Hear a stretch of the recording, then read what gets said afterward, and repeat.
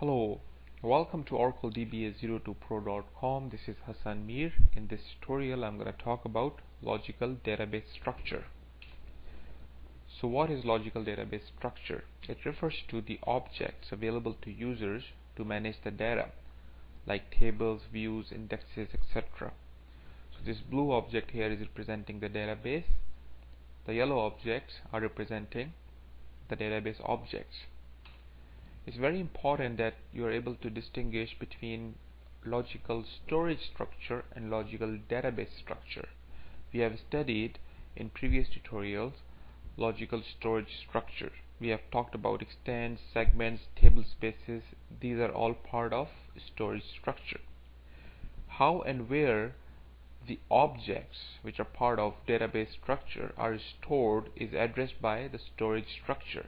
So the database, and these yellow boxes are representing database objects. How they are stored in the physical files, that question is addressed by the storage structure. How the table will end up in which segment and which table space would be addressed by the storage structure. Okay.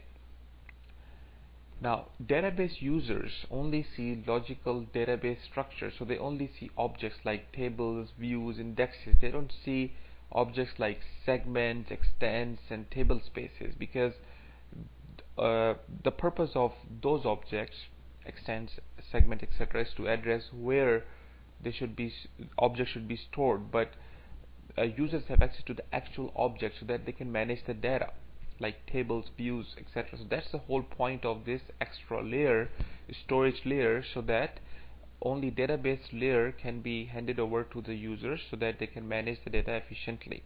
Otherwise, things would be very complicated if these layers are separate. If we basically storage structure is not separate than the database structure, then things would become complicated.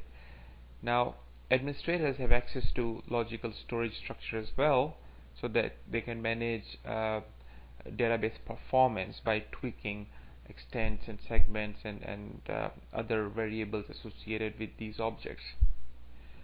Okay, now this is a very important picture here, because this will drive the point home. The only physical entities are files, and these files refer to as physical structure, which we will talk about later. That physical structure does not only include database files, it also includes some other log files, etc. But the point here is everything eventually end up in a file. So how these database objects like tables, views, indexes, etc. will end up in files will be addressed. This question will be addressed by the storage structure. Okay, so storage structure is basically a mapping between physical structure, which are files, and the database structure, which are objects.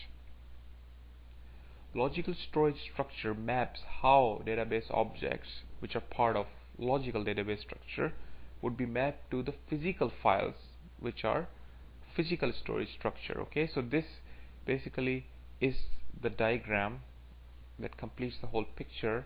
On the left side we have database objects, on the right side we have files, and in the middle we have a storage structure. Now, this table in view will end up in which file will be addressed by the storage structure. Like before the relational databases were created, we only used to have like mostly flat file system was used as the database. Flat file system was everything, like all these three layers were basically one layer, and that was physical storage structure. Everything was in file. You would create an entry directly in a file, you would remove the record directly from the file, so end user would be basically looking at the file, and that would be the file stored at this operating system level. So things were a bit complicated at that time. So now relational databases have broken that down into three different layers. Eventually all objects end up being stored in some kind of an Oracle file that exists at operating system level. Now, the only thing that exists at the operating system level are files. There would be few database files, and everything would be in those files. Okay, but when users take a look at things, users will only be looking at database objects, like tables. user would be able to say select everything, all columns from that table.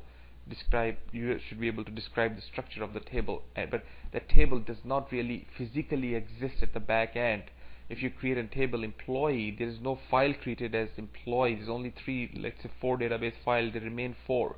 No matter you create 40 different tables, they might of course keep on increasing, and a database administrator might end up adding one or more files like in a long time. But the point here is, when you create a table, there is no file created by that name at the back end, so that table will end up in some existing database file, and the logical storage structure will address that question, because when you create a table, your database administrator must have